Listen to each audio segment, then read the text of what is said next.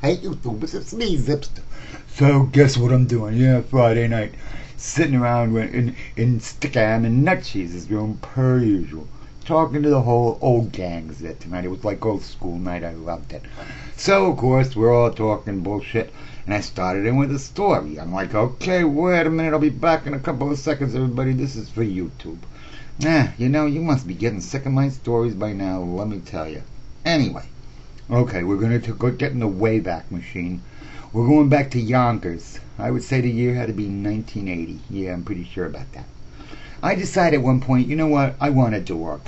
So I went to the pound and I found this little itty bitty dog.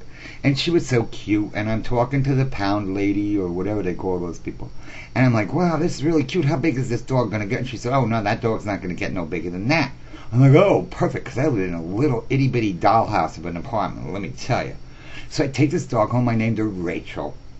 She was cute. She was like a little beagle-y kind of thing. And, yeah, they lied. She grew and grew and grew till she turned into like, well, you know how big a beagle is. She was like 40 pounds. She was a medium-sized dog, I would call it. All well and good. You know, she was fine. She had a little more energy than I would have liked, but whatever.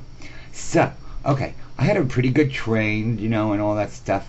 But like shortly after I got her, well, I was living in this apartment above this family. Oh, that's a whole other story.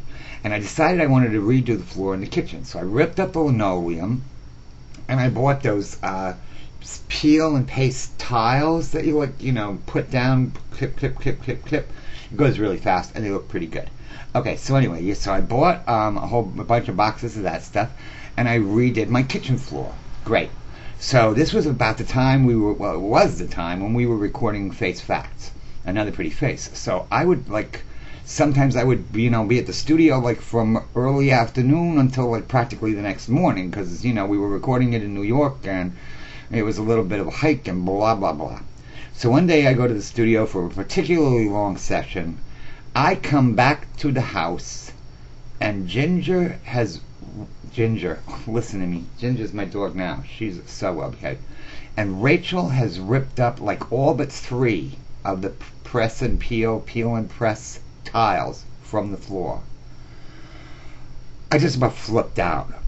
Then I walk into the living room and she had taken all of the pillows off the couch and ripped holes in them and blew the stuff all up. The place was a nightmare. She had gone into my bed. She had gotten into my bed pillows. There were feathers everywhere. I was like, okay, you know what? This isn't working out. Because now we're doing the album, and it means we're going to start traveling again. And it was like, you know what? This isn't like a place for a dog. She needs attention, obviously. Look what she does when I leave for less than a whole day.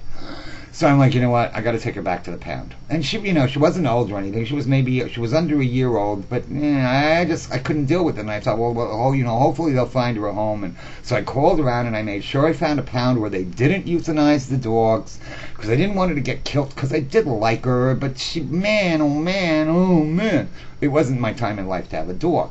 So anyway, okay. So I packed up all her bedding and all her toys and stuff in a big garbage bag, and I got my friend Karen, who I was hanging around with all the time. As a matter of fact, I took Karen's virginity, but that's a whole other story. Yikes! So Karen and me go back to the pound, and I have Rachel on a leash, and Karen is holding the bag, and I said, when we get in there, you do all the talking, because this is kind of breaking my heart, and just tell them that we have to return the dog, blah, blah, blah. So we get into the pound, and this wasn't the same pound where I got her. This was like a whole new pound. And they just had like a little itty-bitty reception window, It wasn't, I don't know. It wasn't very big. So Karen's standing there holding... Karen's standing there holding the garbage bag with all of Rachel's toys and bedding in it and stuff. And I'm standing over here, and so the woman didn't even see me. I'm standing over here with Rachel on a leash. And Karen says, I have to return this dog. I have to bring this dog into the pound. I don't know how she put it, but she's standing there with the garbage bag telling this lady that she has to put the dog in the pound. And the lady just looks at her and says, it's not in that bag, is it? And we were just like, oh my God, no. It's like, yeah, okay, my dog died. Here, you take it. I don't know if that was this. It's funny to me. I just about shit myself when that woman said that. It's not in the bag, is it? Okay. That's it, I gotta go. I'll talk to you later. Thank you.